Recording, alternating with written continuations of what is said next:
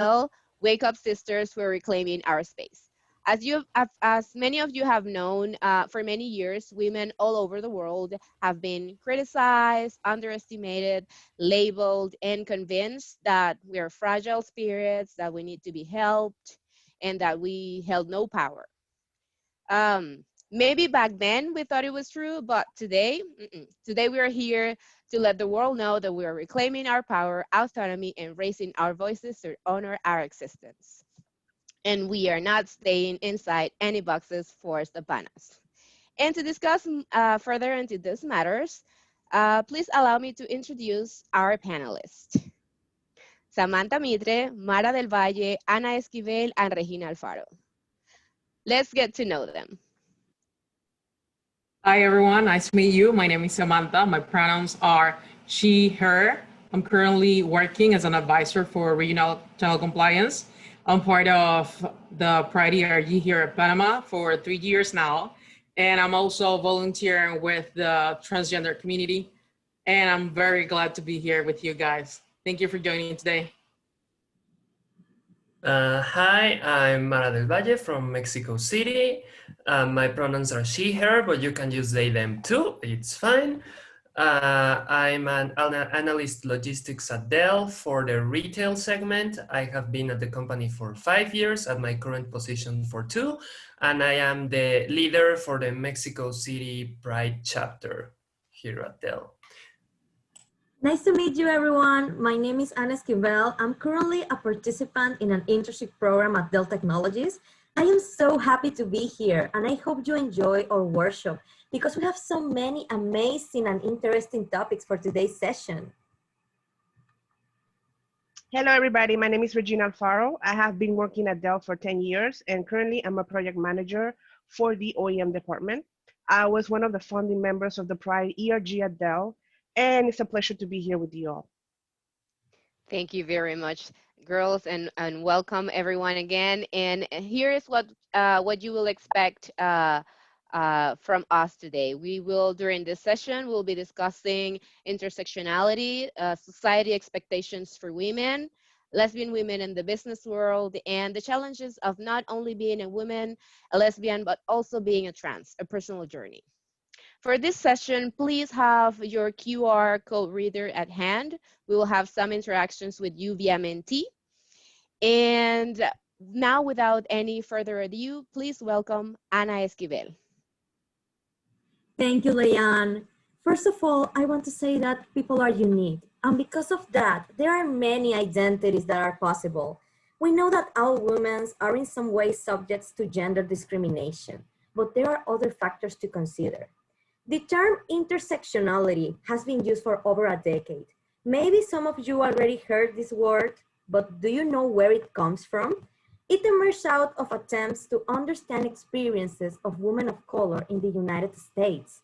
As a fact, intersectionality has been there all along, in the ways that we live, interact, and understand discrimination and equality. I want to talk a little bit about the origins of the term intersectionality. The actual term was first presented by Kimberly Crenshaw.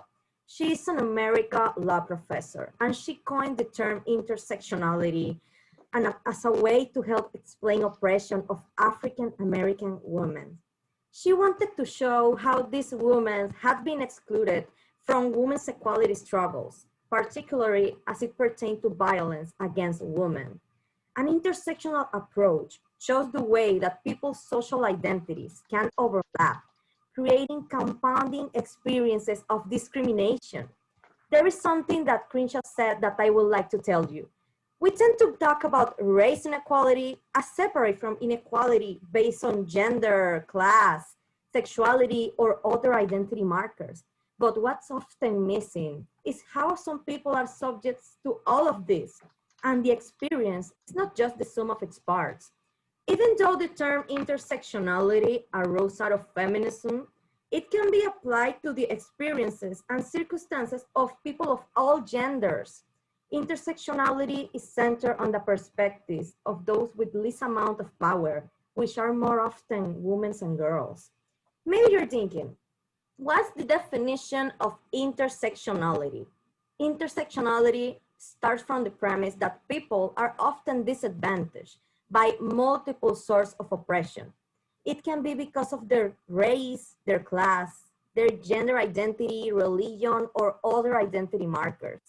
Intersectionality recognizes that identity markers do not exist independently from each other, and each can connect with the others, often creating complex convergence of oppression.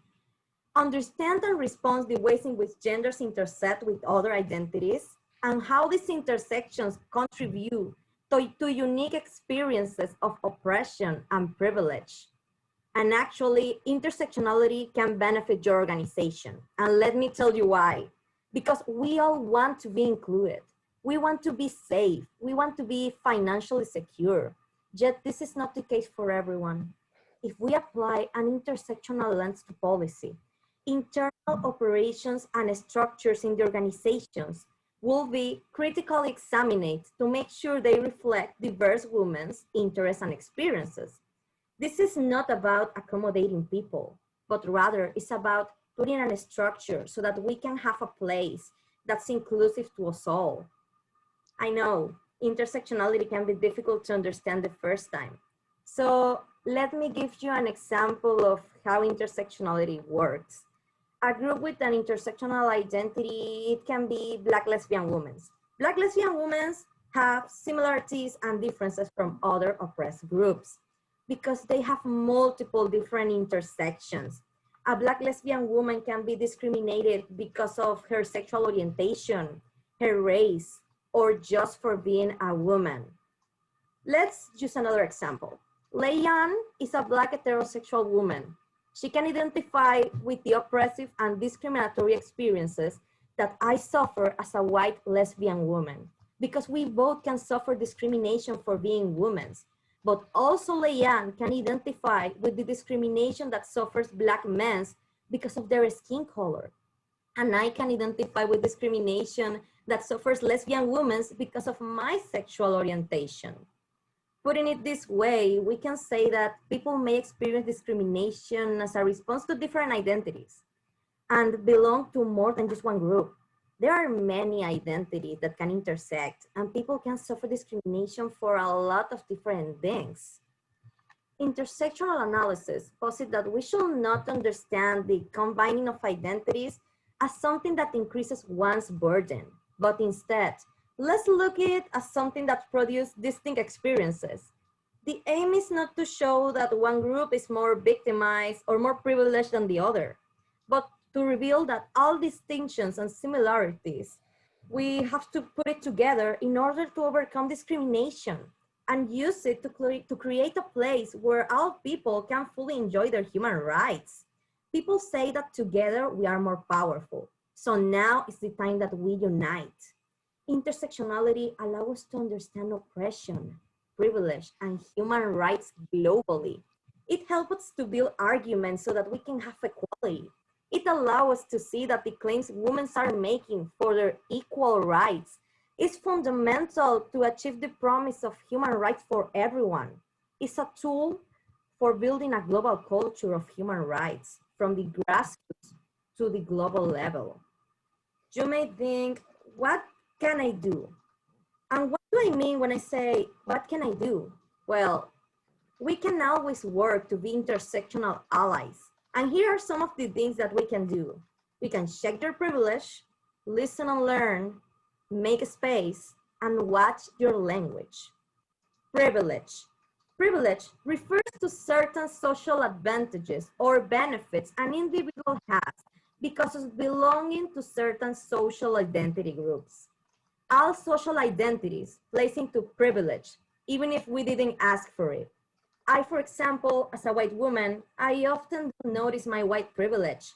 However, when I listen to the experiences of people of color, and I see that my reality is different from theirs, all of their stories and the things they experience of being discriminated because of their skin color.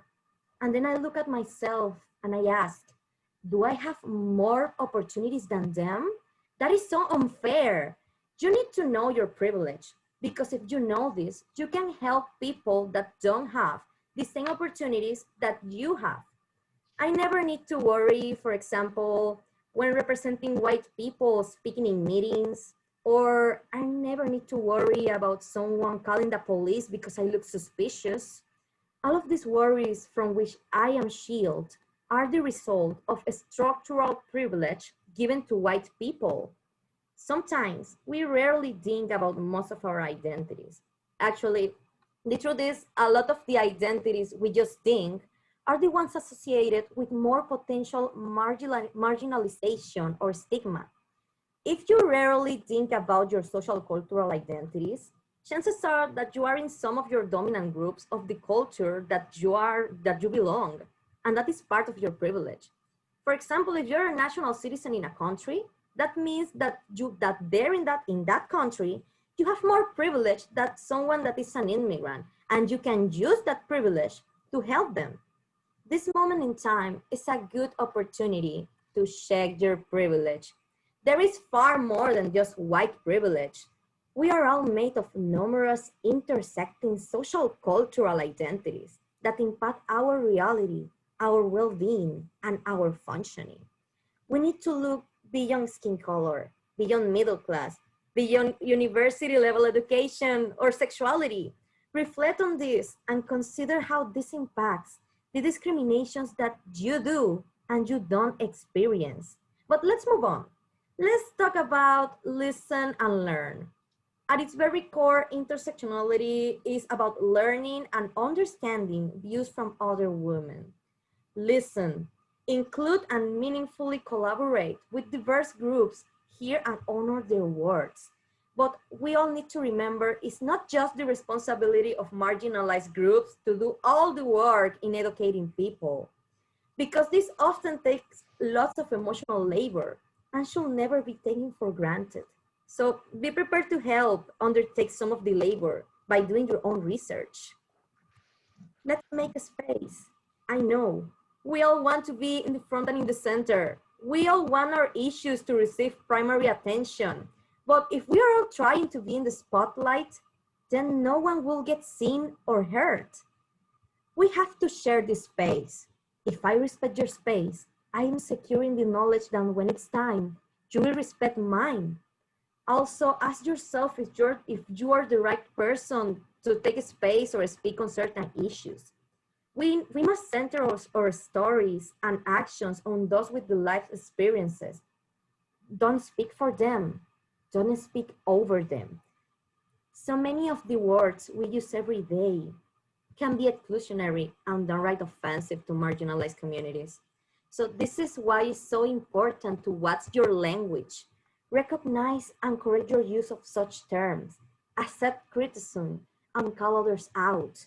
As we become more intersectional and better at understanding differences, our language evolved to simply reflecting experiences from people of a singular identity. But in other matters, how can I use intersectionality in work?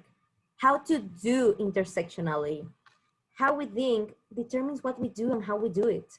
Using intersectionality in our works requires that first we need to gather information. We can say that using intersectionality approaches us to research, analysis, and planning. Information gathering should begin by asking questions about how women and men actually live their lives. We need both personal experiences and testimonies. And also we need data disaggregated according to race, sex, ethnicity, or any other identity. The analysis should aim to reveal how practices and policies shapes the life of those impacted as compared to the lives of those not subject to similar influences. Remember to think differently. We need to think differently about identity, about equality, and power. We need to focus on the points of intersection, complexity, dynamic processes, and the structures that define our access to rights and opportunities, rather than on defined categories or isolated areas. Also, we need to respecting our diverse identities and privilege as women allow us to build our power as a movement based on our strength and diversity. This entails ensuring that women of all identities have a space and voice.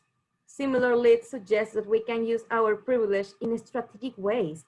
At any given time, we can be operating at some position of power. Whenever it's our experience, our ability, our class, or any other, we can work together toward holistic and powerful solutions from the places where our relative privilege intersect. People, we must celebrate diversity. It requires that we see the eradication of discrimination and the celebration of diversity as fundamental to development and the enjoyment of human rights. It requires a substantial investment in the analytical stages of the work. The intellectual demands of intersectional analysis are indeed higher than many other approaches to gender. And last, but no less important, we need to be a key to empowerment. When setting priorities for projects, allocate resources to those who are most marginalized, as revealed by analyzing intersecting discriminations. If we empower those who have least access to rights, we may do the tangible advances in terms of women's rights and gender equality. After this, I want to hear from you. Please enter menti.com and use the code on screen so that you can answer our question. And the question we want to ask you, we are going to show in the page a series of different options that you can select. And we want to know in which of them you have been discriminated at some point in your life. Remember, you can select more than one option if you want.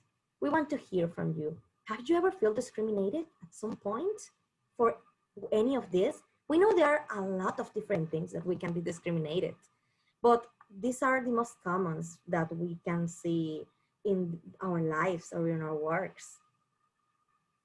Okay, let's see. We see that a lot of us has been discriminated because of our gender. Our age is a factor too, and it's really amazing to see how we all have some things in common, because we are here and we have to make our voices sound. Yeah, a So lot of I believe interaction that's on the gender and age portion of the questions. Definitely something that affects a lot the age of everyone. Or you're either too young or too old for positions or to apply for anything out there. They will always have um, that division. You're either too young and you're unexperienced, or you're too old to carry on what they're requesting from you. And gender, of yeah, course. and I can understand. I can understand, because me being a young adult and being so young, because I don't have a lot of experience, but here I am. And I believe that's important. Thank you very much, everyone, for all your inputs through our Mentee. Please remember to keep on your QR code available and your Mentee page open, because we will continue to have more interactions like this going further. And Anna, thank you very much for what you have shared today with us. It's tremendous impact, and I believe everyone everyone that have attended to our session today have learned a lot. Thank you for all your comments. And now please welcome Samantha Mitre. Thank you very much, Leanne. Well, I will start my intervention by saying a fragment from William Shakespeare's monologue that says that all the world's a stage and all the men and women merely players. They have their exits and their entrances, and one man in his time plays many parts. So as individuals, we, people, play many roles in society. With each role, we can adopt behaviors to fit on our or other expectations. It's been well known that women are said to behave in certain ways or manners to fit in the unwritten social norm that were adopted from a patriarchal culture of conformity. I can tell you, since I was a little girl, I always heard women around me telling me how to behave, how to sit, how to talk, how to walk, or even dress. We want to break old paradigms and reclaim our space in society, create a safe space where we can get together to demonstrate that we women are much more than what's being showed, and we don't fit in any boxes because we are different and we celebrate our differences. So let me tell you about a little bit about the objectifications. Men and women can suffer from this objectification, and there might be some behaviors that you don't notice because they are too deep in ourselves that we have them as a normal action. So this is why it is so important that these behaviors can be identified. So I'm going to share with you some examples about interpersonal sexual objectification. A woman can on the street and a man can have an unwanted approach and tell her things that make her feel uncomfortable. Many women aren't feeling good with themselves, the way that their body looks, or just because she's not being told by a man that she's pretty. Women can be examining their body in the mirror 24/7 if they aren't getting fat or lose too much weight. All these behaviors from the interpersonal sexual orientation can reduce the consciousness of the women, cause shame, cause anxiety, and also can cause depression. In Latin America, it isn't a secret that men are educated different than women. We heard a lot of parents telling their kids that men don't cry and women have to tend their houses and respect her man because that's the way that a good woman needs to act. So I recall a Colombian comedian referring to different aspects between men and women and how they treat themselves in front of a mirror. And I agree with her because you can ask me like why you agree with her. And I want to tell you why. Men can look at themselves in the mirror saying, look at you, how sexy you are. Your body is great. Women can resist that belly and they can feel comfortable by telling that to themselves. But on the other hand, you can see women in the bathroom, in your offices. The women are on the mirror telling them like, oh no, my hair looks really bad. Look at my nails. I wasn't able to go into to fix them or whatever. So this kind of things, women start to mold and change themselves to what men want to be more appealing to a man instead of doing all these things just for herself. So these are some examples of how can we see normal things when they shouldn't be like the normal course of action. So we're going to talk about the benevolent sexism, and this fosters a dependent and a weakness role of a woman with a romantic and idealized image that justifies the protectionism of the part of the men. How many times we haven't heard comments, you're beautiful. Any man would be so grateful to have you as his wife. Once you get him, he will protect you, he will value you. Or things like, you can cook, I'm a disaster, and you're doing it great. A husband telling that to a wife. Or you can take care of the kids, you understand them better. I don't, I get nervous, I don't want to deal with them. Thanks God you're here because you're the woman of this house. Or some situations like my husband or my boyfriend prefer me to dress in skirts more than pants because I look like a princess using skirts. So these are the kind of examples of benevolent sexism that we need to pay attention to. It is important as a woman that we take breaks to learn how to say no, because sometimes saying no, it's the most important and powerful word that you can say to someone to protect yourself. We want to be powerful. We want to take care of the family. We want to be engaged with different social activities to have such a huge balanced social life. But it's exhausted if you're dealing with too many things at the same time, and we're running through different stages on our lives, and we can barely have time for us. So these are the kind of behaviors that I wanted you to take and do a reference, be with yourselves, and try to see these behaviors if they happen in your common lives. Thank you. Thank you very much, Samantha, for what you have shared with us today. I've seen a very active comments on the panel. Girls sharing their stories about objectification, criticism, how they've been labeled in their life before, how they complained about not being offered um, big projects because they have family or they would like to invest more, but many women are more they're paying attention more to being pretty and doing their nails and spending money on fixing what we think we should fix to be more likable for men instead of putting our money and investing for our future. Thank you very much to everyone that has been sharing their stories and their comments on with us.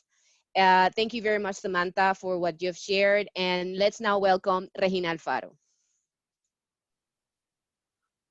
Hello, everybody. I want to talk to you about a term, compulsory heterosexuality, manifestations of male power. Compulsory means require or an obligation. Heterosexuality refers to sexual activity between members of opposite sexes. The phrase compulsory heterosexuality originally referred to the assumption by a male-dominated society that the only normal sexual relationship is between a man and a woman. Under this theory, heterosexuality is seen as able to be adopted by people regardless of their sexual identity. This idea states that male dominance in a patriarchal society is a major factor in enforcing compulsory female heterosexuality. That in order to serve men's needs, heterosexuality requires men to force women into heterosexual relationships and marriage under a patriarchal society. There are 8 characteristics of male power in a patriarchal society, which are rejecting women's sexuality, forcing male sexuality upon women, exploiting women's labor, controlling or robbing women of their children, confining women physically, using women as objects for male transactions, denying women their creativity, or denying women from knowledge and cultural attainments. These characteristics combined create a culture in which women are convinced that heterosexuality and heterosexual relationships are inevitable, and they are used to make women dependent on men for their wants and needs. Under this term, we have also the lesbian erasure. What is the lesbian erasure? It's a belief that lesbian identities are formed out of backlash towards men rather than a valid identity in itself. As a result, society ignores, removes, falsifies, or re-explains evidence of lesbianism in history, academia, the news media, and other primary sources. Under this belief, lesbian may also be ignored within the LGBT community and their identity may not be acknowledged. Under compulsory heterosexuality, we also have the evolutionary theory. A major drive for compulsory heterosexuality is that our evolution is tied to a sexual orientation, worth with reproduction. This means in order to further the species, offspring must be created, and therefore genes are passed on. Based on this logic, the male gender is rendered as being superior, since it's the figure in charge, the head of the family, and the person assigned of making all the important decisions and providing monetary support. Leaving the female gender as the weaker sex, and our main function being childbearing and children's education. We are on the compulsory heterosexuality, we also have sexism in the labor force. This takes place when women occupy low-paying jobs and their sexual availability is a factor in their workplace. Our job depends on us pretending to be not merely heterosexual, but a heterosexual woman in terms of dressing and playing the feminine differential role not only required for real women. Under the compulsory heterosexuality term, women, as we accept the male sex drive, and we regard ourselves as sexual prey. This means that we believe the men have a natural need to have sex, and this results in them viewing us viewing harassment as inevitable, or is something that has to happen. This belief is very often romanticized through popular media and accepted under the common belief that boys will be boys.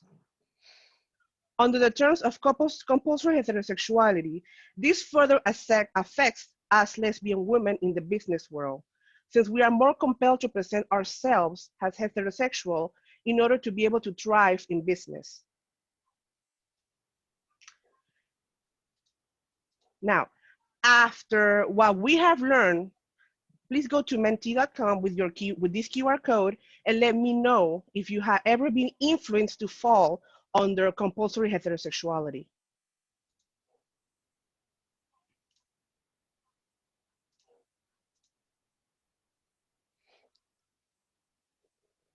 While Wow.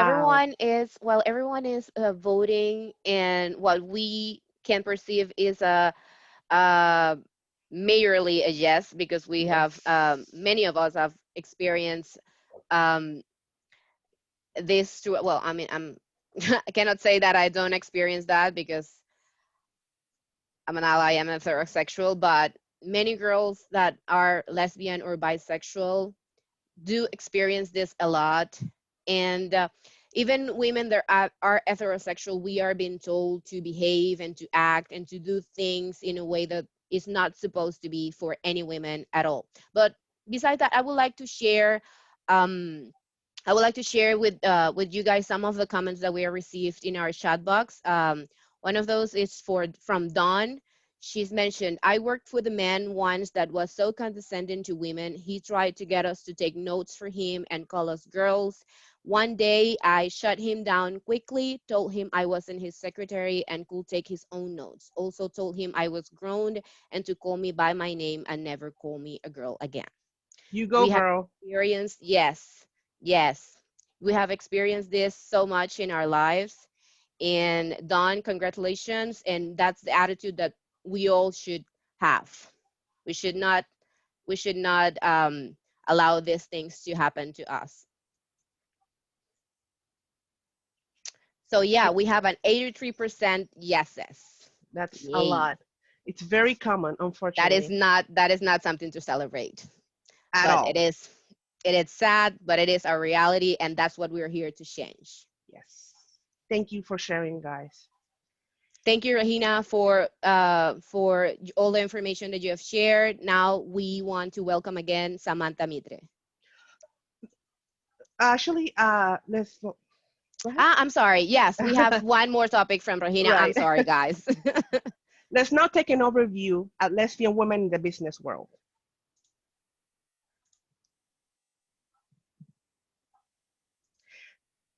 Now, there has been a significant improvement when it comes to women in leadership in business in comparison to previous years.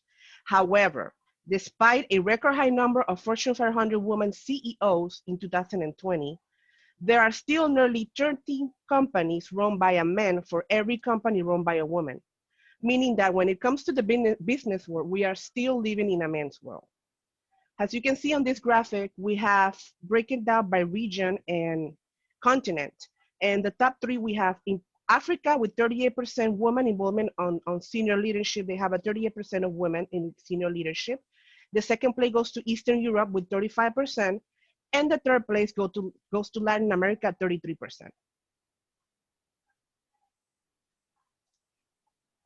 On this slide, I wanted to demonstrate women are overrepresented in support functions like administration, while men tend to be concentrated in operation, profit and loss, and research and development, all viewed as critical experiences for CEO and board level positions. As we can see, the higher up the corporate ladder, the fewer the women. This graphic represents the percentage of women roles in business. As we can see, we have 47% on support staff roles versus only 23% on executive leaders. We still have a long way to go there.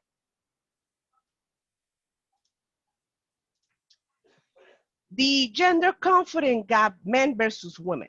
The imposter syndrome.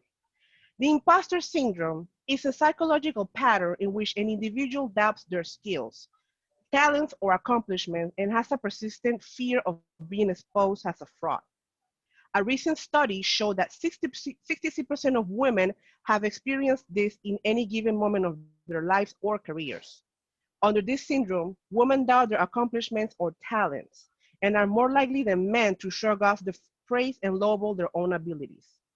This is often influenced by gender stereotypes, since they distort our views of both ourselves and others, and that may be especially troubling for women, specifically under the common stereotype that we are the weaker sex.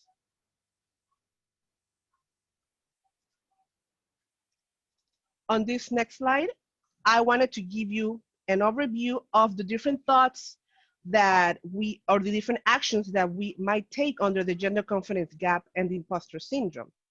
We choose not to volunteer for opportunities that would allow our skills to shine. Don't apply for promotions for which we know we are qualified for fear of being found out as fraud or public failure. Put our success down to team effort rather than owning our abilities and our roles on the results, meaning that we give credit as a team instead of ourselves, even if the idea comes from ourselves. We are less likely to speak up with great ideas or controversial opinions for fear of being criticized. Now, after hearing what is the imposter syndrome, please go to menti.com with the QR code also, and please let us know if have you ever been a victim of this imposter syndrome. And please share with us when. Yes, we wanna hear from you guys, and please share your stories and your comments with us.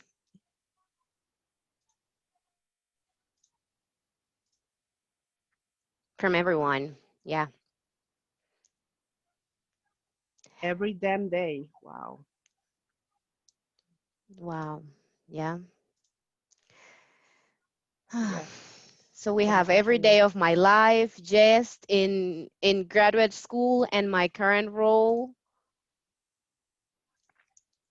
Always, I have a really hard time talking about pay and negotiations unless I know exactly what my coworkers make. That is very common. Yeah, that is very common. We're not very used to ask for raises or negotiate for better payments. We tend to be just like grateful for having a job or something like that. Yes. Yes, and as a survivor of emotional abuse, it feels compounded. Thank you very much for sharing. Yes, doubting skills, qualification despite outstanding performance records. Yes, yes, we experience that every day. We performed even above most of the men in the company, and we still doubt ourselves. That's true.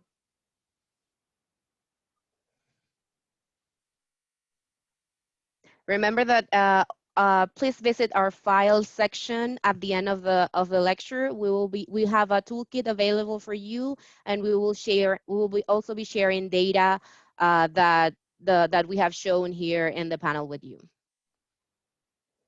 Thank you so much for all your sharing. Very, very, this is very enlightening because I actually identify myself with several of this. So now we will go ahead and continue with the rest of our presentation. Please, girls, everyone that is with us here, please continue to share your experiences. And Regina, please. Sure. Now, as I mentioned, since we do have several advances in comparison to previous years, I have selected these three examples because these women caught my attention the most because the impact they have had in the business world and the LGBT community. This one is Martine Rothblatt. She's the CEO of United Therapeutics. She's an American lawyer, author, and entrepreneur, in addition to an advocate for LGBT rights. Arlen Hamilton. She's the co-founder and CEO of Backstage Capital. Hamilton founded Backstage Capital, a fund that invests in underestimated founders. Underestimated founders for the fund are defined as women, people of color, and members of the LGBTQ community.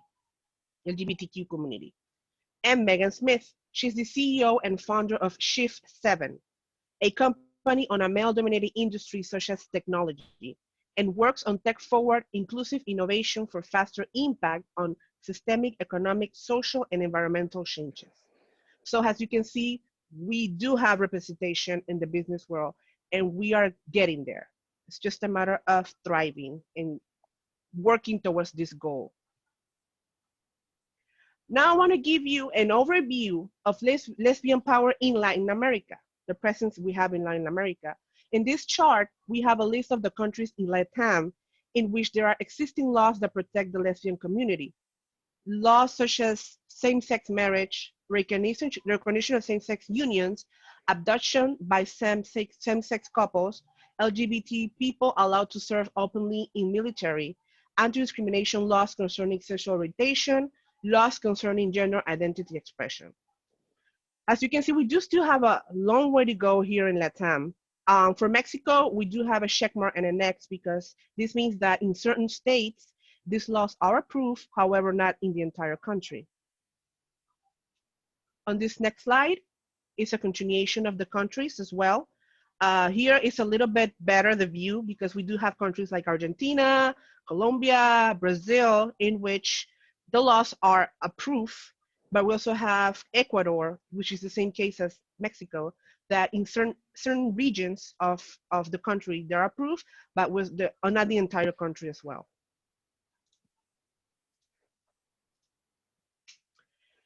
Lesbian leadership in Latin America. I did actually an extensive research and was only able to find an example to share, since unfortunately lesbian women do not have much exposure on political positions. Her name is Claudia Lopez Hernandez. She was born March 9, 1970, and she was a senator of the Republic of Colombia. And in October 2019, she was elected as mayor of Bogota, which is the capital of Colombia. She's the first woman, as well as the first openly lesbian woman to be elected to this position in the entire region. Her term has been marked by the coronavirus pandemic in Colombia. Among her accomplishments, we have the early representative isolation drill, the transformation of cultural centers into a hospital center, and the closure of the El Dorado airport. She's doing great things, and it's actually a great advance for our region. Now, before I finish, I want to leave you all with a quote from one of my favorite movies. Wake up, sisters. There is no such thing as a weaker sex. Thank Yay. you. Thank you very much, Rahina. Yes, we are not a weak sex, and we have proved that time and time again. Now, please welcome Samantha Mitre again.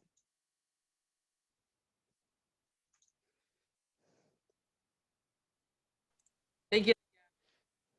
Okay, let's talk about sorority. Well, we have recognized antagonism as many conflicts between women because that is how our society taught us to be, to consider the woman beside me as my competition, my enemy, and the one that will be taking everything from me if I don't take an action. So I wanted to ask you, and please go into Menti and use the following code because we want to interact with you as well.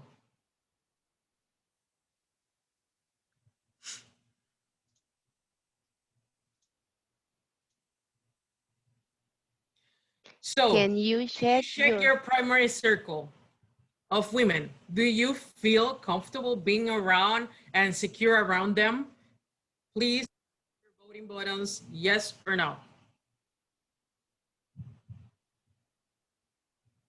Also, we have space for comments if you want to add some comments.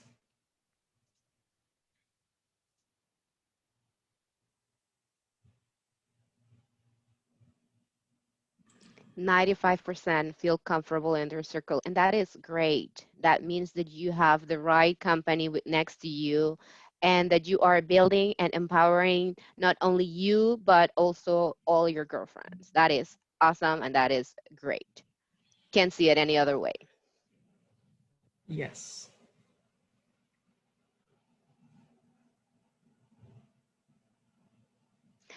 Yeah, there is an explanation here that she said at work, yes, but well, I missed the whole comment, but she said that she didn't feel comfortable around her women's circle at work. At work. Yeah. For the women selecting no, there are many people here that have seats at their tables for you. Thank you very much to whomever have shared that comment. Yes, invite other women that feel less comfortable in their circle to your circle so she can learn and she can see what a true sorority means and women empowering other women. That is, yes, that is great. I am surrounded by strong women at work. Yeah, the majority of those. Yes, a lot of lead comments. I don't have a woman circle at work. Yeah, that happens a lot. A lot of women don't have women circle at work for what we were discussing earlier, the competition that we faced uh, in all of our jobs every day. Thank you very much, girls, for sharing with us. We had a 94% of girls, everyone that is here with us sharing that they trust their women's circle. That is great. Please keep on building that. Yes. So we can go to our next question, Leanne. Yes, of course.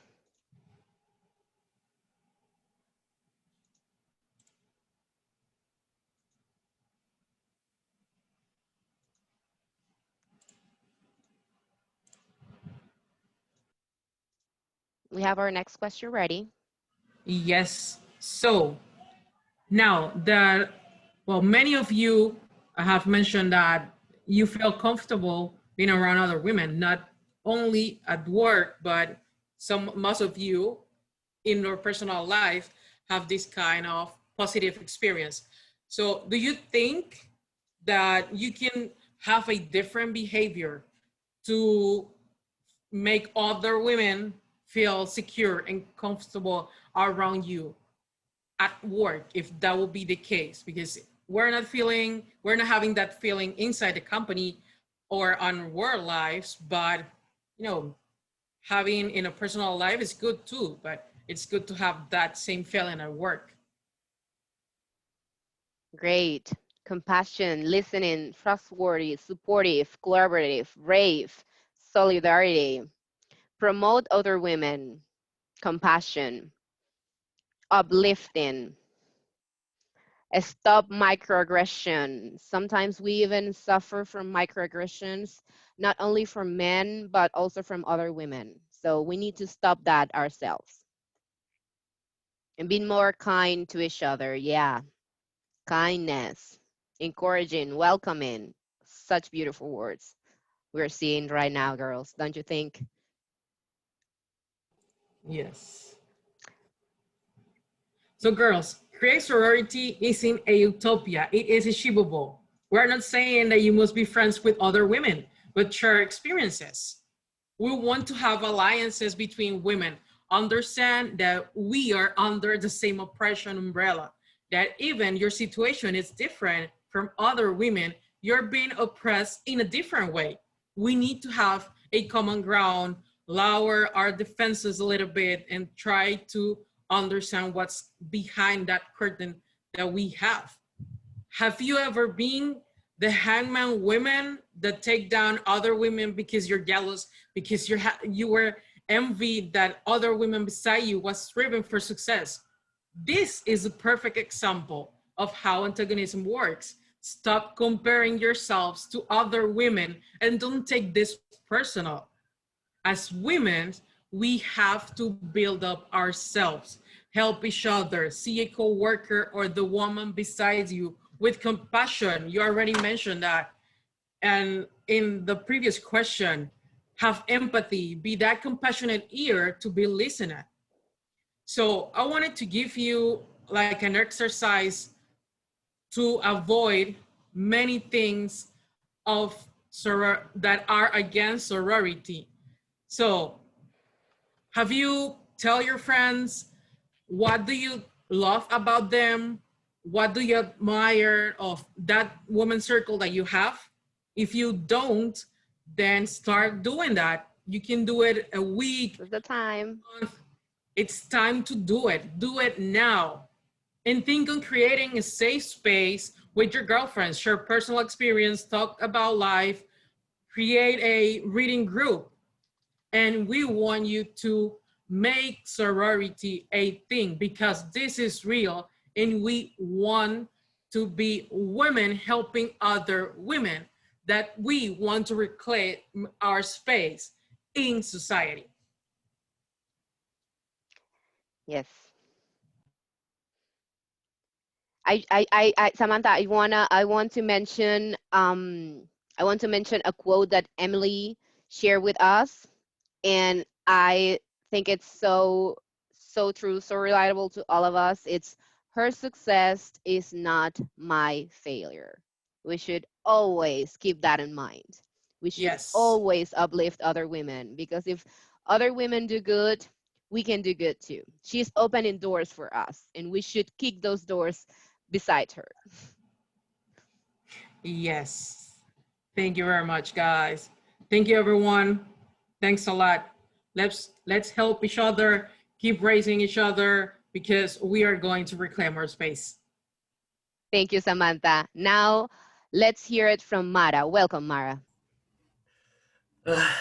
So it's time then. Okay, so trans lesbians, is this a thing? I mean, some people can't really get their heads around this because sometimes they say, well, you used to be a man, according to them. You used to be a man and now you want to be with women, then why would you transition? It's a whole thing and it's really takes, I don't know what their heads go around, but then again, yeah, it is a thing. It exists and it is a part of the trans population, of the LGBT community, and sometimes very, not, I wouldn't say underrepresented, but it's very invisibilized. And, but well, I'm here to talk about my own journey regarding these things, a bit inspired by Natalie Wynn, if you know her.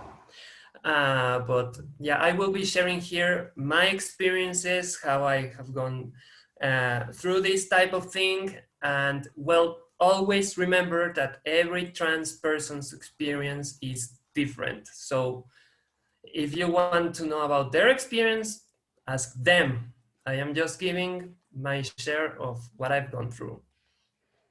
And so yeah, let's start with considering hormone replacement therapy. For the underinitiated, I think the best way to explain this is when you are using a car that is supposed to run with diesel, but you use gas or oil or petrol or whatever you call it, and then you start to use the correct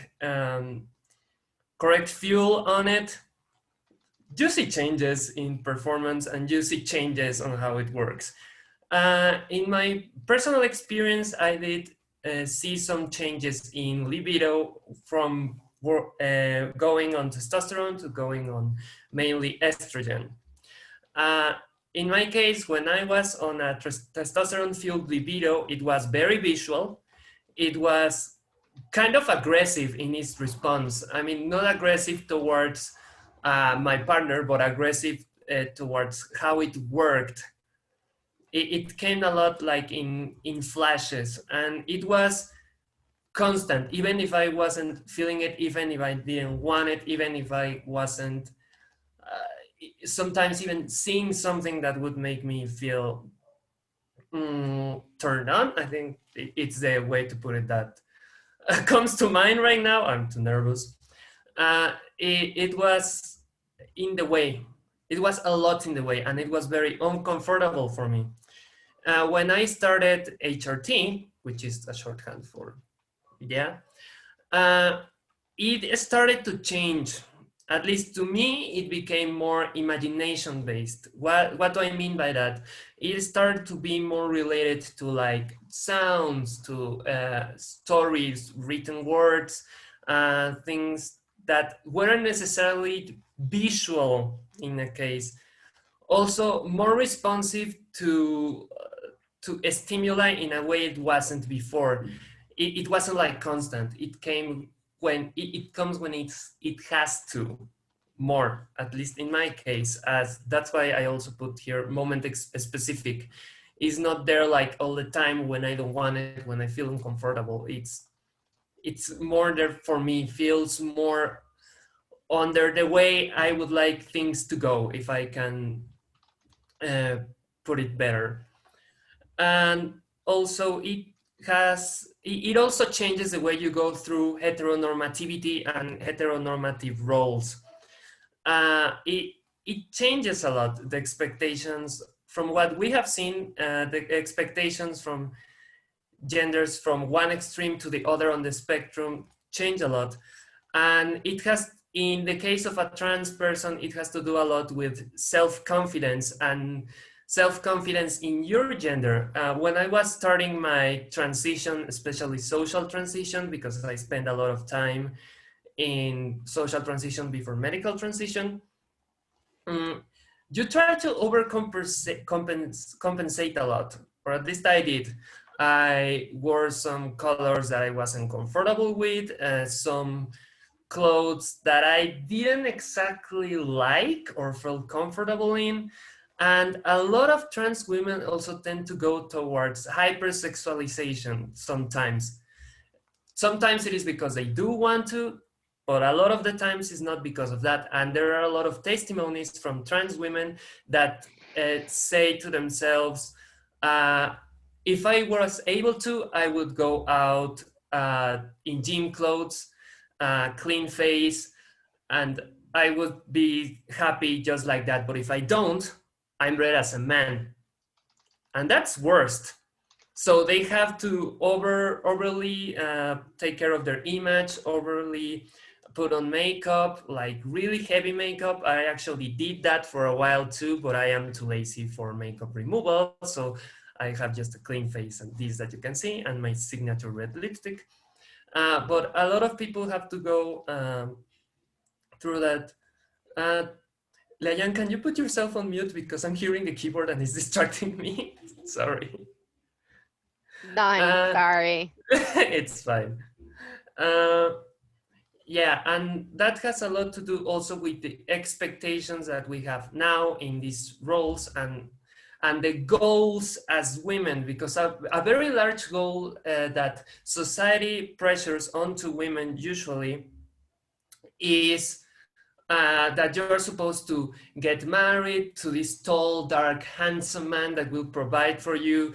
You will have your white picket fence outside. You will have kids, a dog, a cat, a parrot, a hamster, whatever. You're supposed to have all of that, and that is expected. And also, it is expected that you will be submissive on a matter of sexual and romantic relationships.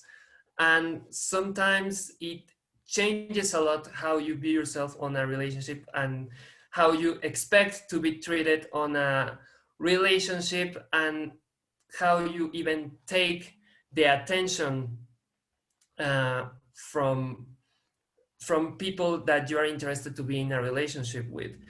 And also, we have to talk about representation and public figures, because even though we are seeing a great surge in representation for trans women in media, trans women in the business world, trans women everywhere, uh, most of the examples, or at least the most seen ones, the ones you see everywhere, are people like Jamie Clayton. I love her. I love Sense8. She's awesome. But as you can see, she really goes towards the high femme, straight side of the spectrum. And even though it is starting, there are still not a lot of very visible or at least not getting a lot of attention from media examples of lesbian trans women that are not necessarily on the high femme on end of the spectrum. And here we have an example of someone I love, someone who actually saved my life with an album of her. If you can't tell, I'm a fangirl.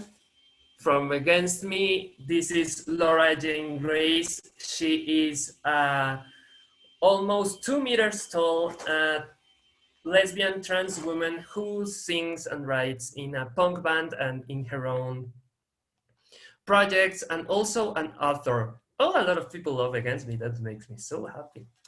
And yeah, a few years ago, you wouldn't have seen that publicly. Usually, trans lesbian women used to be even put down by their own trans population because of this. And it has to do a lot with the fact that when you feel different, you want to do everything to be perceived as less different than you already are. So even sometimes within the trans women population, there is a need or a fear to be more within the binary, even on the sexuality point of view or expression point of view. And that also returns us to the heteronormative roles and how they are perceived. I mean, in the end, trans women are women, so we come in all shapes, sizes, tastes, whatever. In my case, I'm a music geek, comic book geek, literature geek, language geek. My boss is here. I have given him a Japanese lesson, and to some coworkers, I have given them some Russian lessons for the World Cup. But yeah, I mean, we come in all shapes and sizes, as all women do. And well, but do you remember the term compulsory heterosexuality that Regina mentioned a while ago? Um, yeah, so trans women have to deal with that too. I know, mind-blowing, surprising. How would you expect that? I mean, women having women experiences?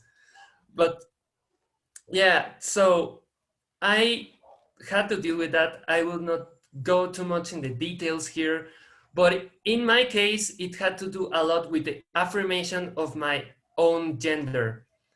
And it even came a time when I considered myself straight because of this, because it felt comfortable, because I had these subconscious expectations to fit this binary, this really close way of seeing women and my goals as a woman. And even it feels very affirming to receive attention from men, but do you really like men, or do you just like the attention? Again, mentioning Natalie Wynn here. And also it came with a lot of constant second guessing. Do I really like this guy? Or do I just like the idea of this guy? Do I only like this guy because he's unachievable, or because I think I am supposed to like him? And it also comes with a lot of shame, and a lot of shame in particular for trans women, because we are not only made to feel shame as women, but also to feel shame of our trans bodies, because we are fetishized for being trans, because we are always being told, oh, you still look too masculine, or returning to the point of heteronormative roles, you are made to feel that you're supposed to feel to fit within the cis heteronormativity, just to be accepted, just to be seen as yourself. And that is terrible. That puts a lot of toil on your head, on your own well-being, on your own peace of mind. And you probably want to hear, well, how do you get out of all of this? Well, you don't. I haven't. And I will probably have to deal with compulsory heterosexuality thoughts for my whole life, because that's just how society it's made, it's how it's built. It has made me uh, think of an expectation for like weddings, for my future, for what I want. It is also about a subconscious bargain of, okay, I'm already a trans woman, so I'm going to hide my sexuality so that I am accepted as a woman. It's like a bargain of your identity for your sexuality. But it has become better. Through what? Through self-awareness, a lot of meditation, a lot of looking at myself in the mirror, a lot of inward thinking. I spend a lot of time alone, regardless of COVID. I am kind of like a hermit, or like a cat, some people say. And it really helps a lot to deal with this. And actually, I'm going to kind of drop a bomb here, because it took me a really long time to reach this point, a lot of thinking, because this is actually my public coming out as a lesbian. Only people on this panel knew, and some really close friends knew, funnily too in Russia. But this is actually the first time I will be saying this publicly. Hi, I'm Mara del Valle, she, her, a trans woman and a lesbian. And well, you Thank you for can sharing that, Mara. We're very get, proud of you. yeah, You're a lovely cat. I've been told that before. Thank you.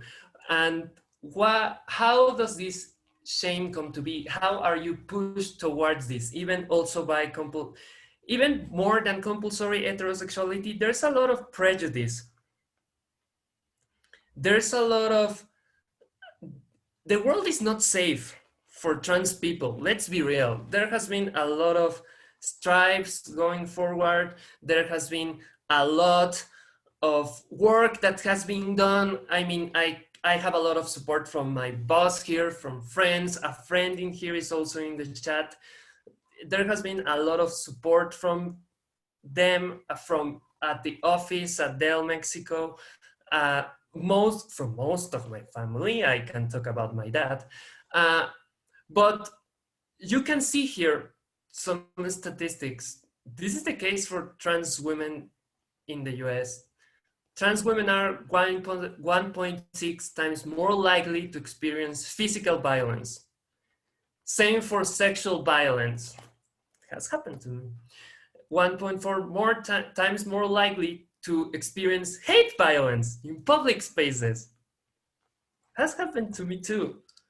This contributes to shame, this contributes to stigma, this contributes to our well-being, this contributes to why it takes sometimes even longer for a trans woman rather than a cis woman. Even if it takes long for a cis woman, sometimes for a trans woman it can take even longer to realize their own sexuality.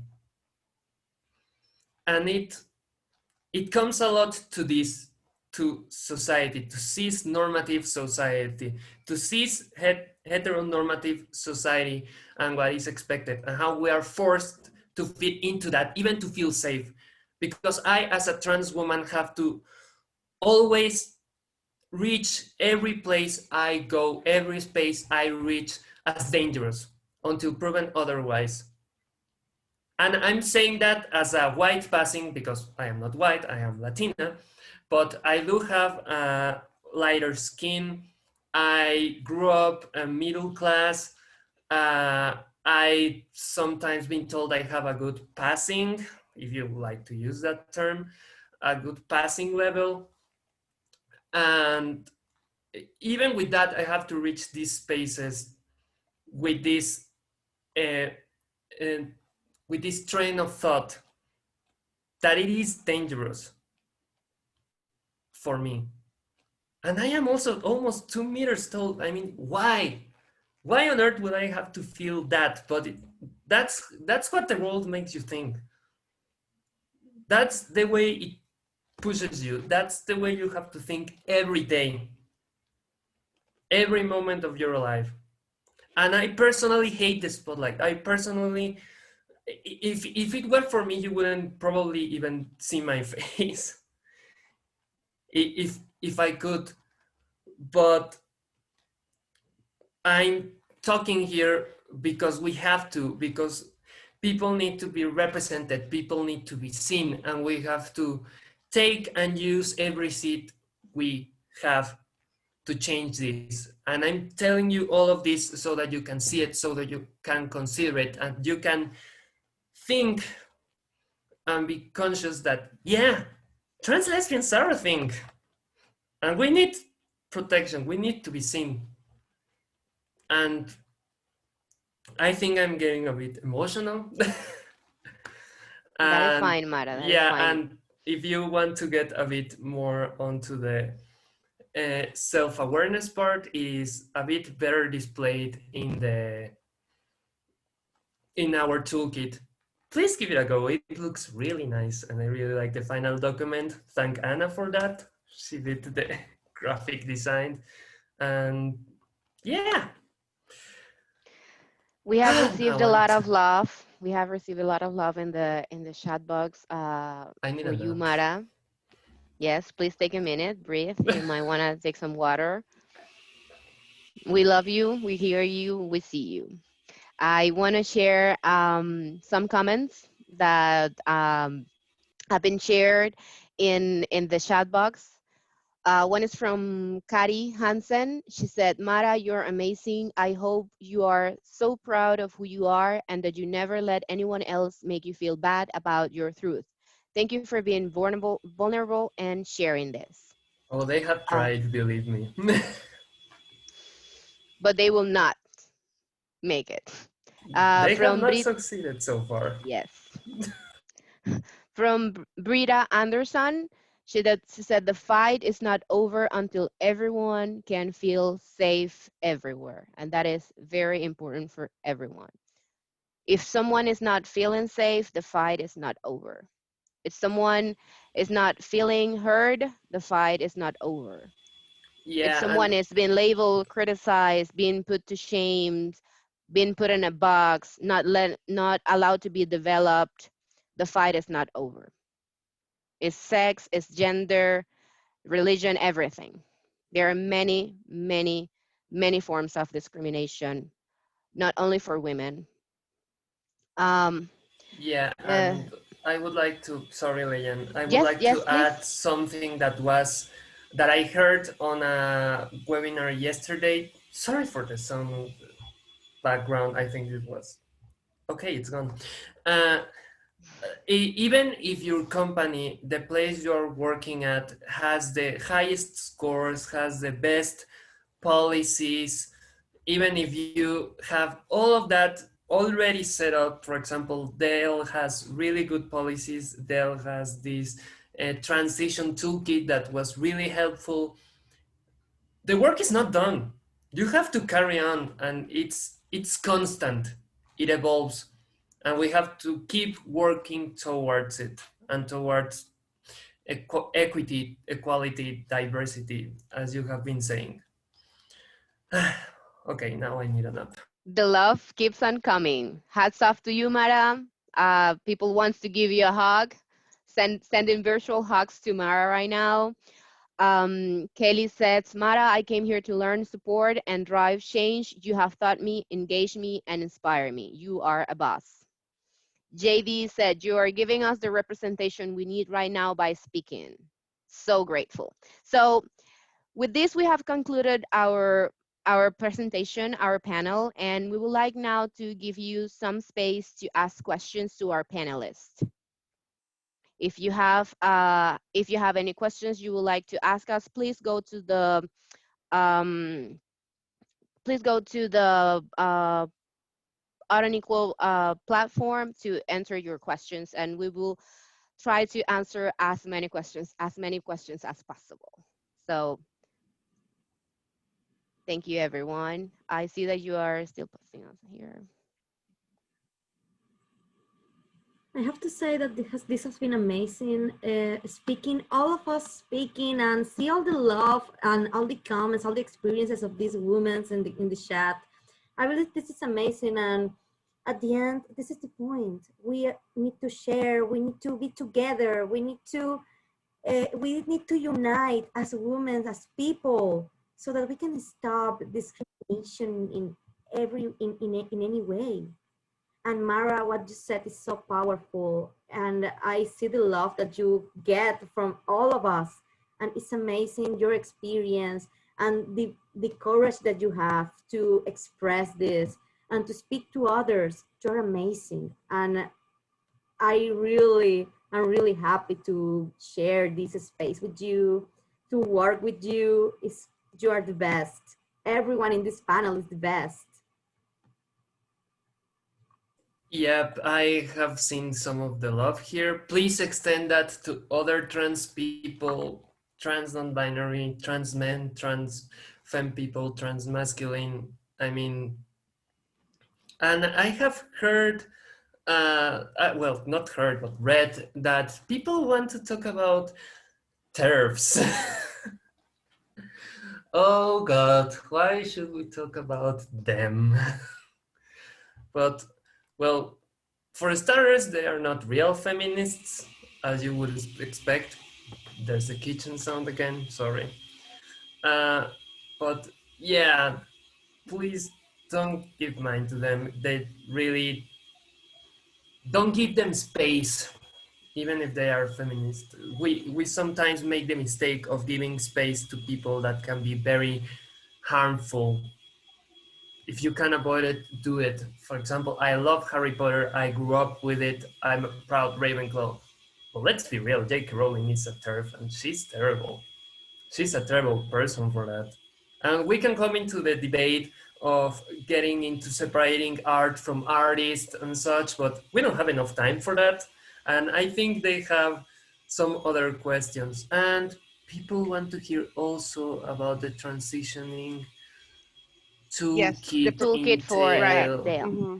Yes, Mm-hmm. before we go into that, we have a question Mhm. that can you speak about when there are other women in the workplace putting down other women? Samantha, if you can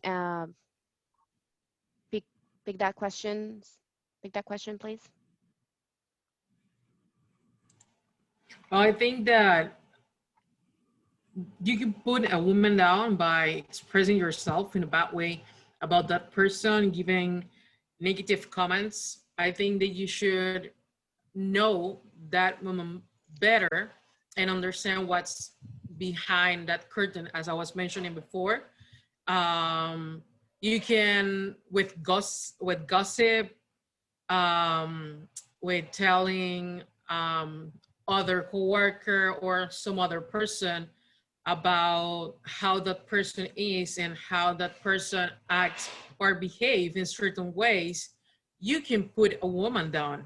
So we need to be very careful with the things that we put out and about someone, not just a woman, because I mean, we're surrounded by different kind of people. We are all different, and we need to celebrate that difference because that make us better. So, and that enriches a lot.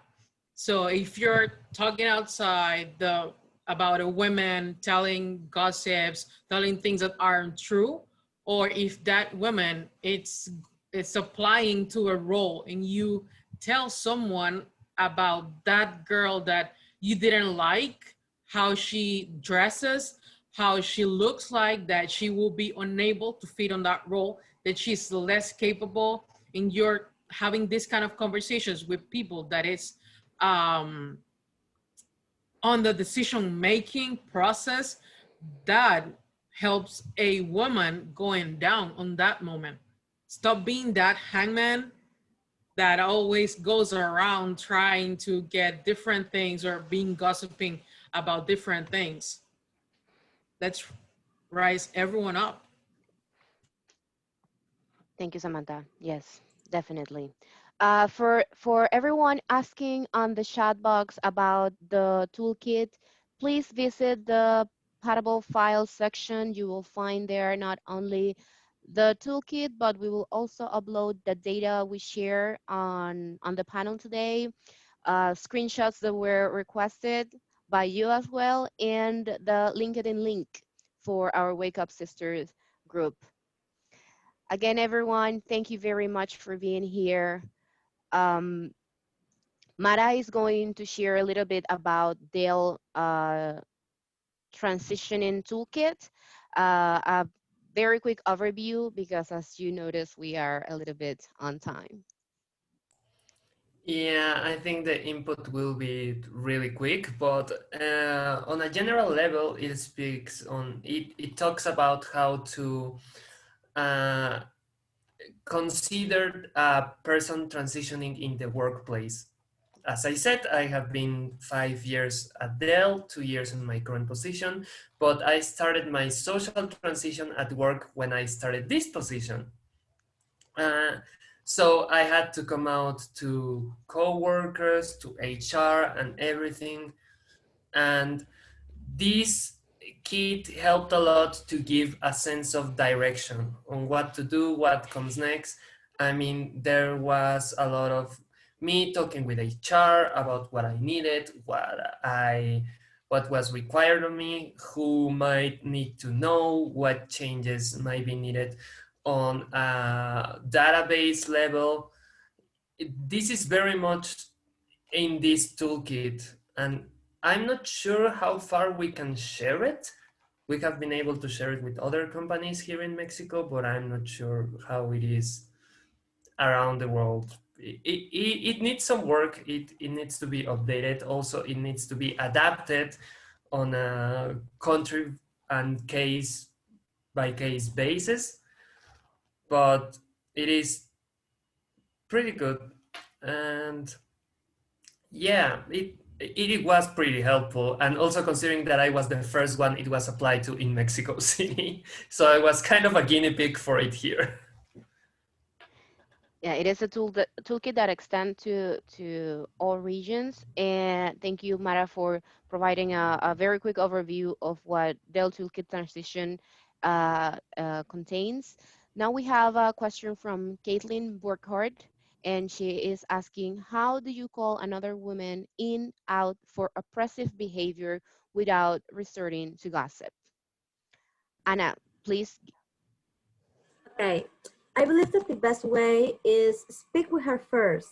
You need to talk with her and let her know that this is happening. We are women at the end of the day. And if we speak, if we let our voice being heard, we can make changes. And if that doesn't, if that doesn't help, you can always speak with human resources and tell them the situation because they can help you so that this situation is not happening again. So I believe that's what I will do. First, speak with her, tell her what you feel, tell her these things that has been bothering you, and see how you can change the mind of this person. If this doesn't, if this doesn't help, you can always go to someone else like human resources and they can help you with this. I want to add Thank to you. that Yes. point to that. Yes, Sam. I think it was Kathleen. Kathleen, it always helps to try to make her put herself into your shoes. Appeal to her as a woman. Let her know. First, do a little bit of flattering. Let her know we're both women. We should be ruling this place, not putting each other down. That would be a Yes. good opening, and start Yes, from there. sister. Yes, sister, definitely. So we have another question.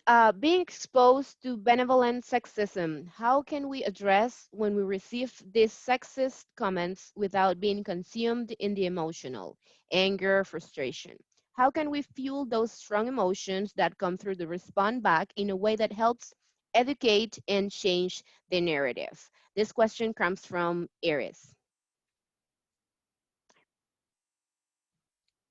Benevolent sexism. Samantha? Sorry, there is some noise here.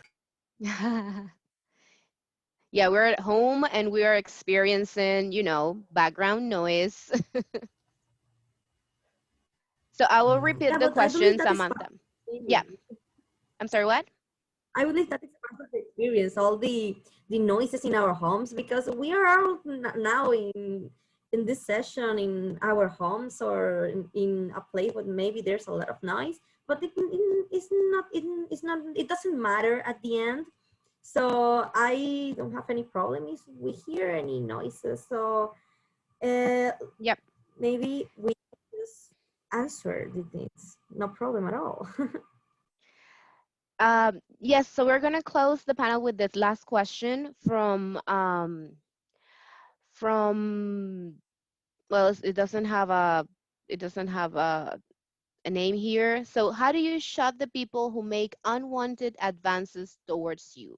What's your approach? How will you approach someone that gives you an unwanted um, comment? you mean like each of us? Or Yeah, like on someone in the streets calls you something and you are not expecting that and you don't want that from anyone. You're not requesting for a compliment and you're giving compliments on the street, so she's asking how to shut people who make unwanted advances towards you. personally, I think a lot of women do this at first, is ignore them, and if they carry on, just sarcasm.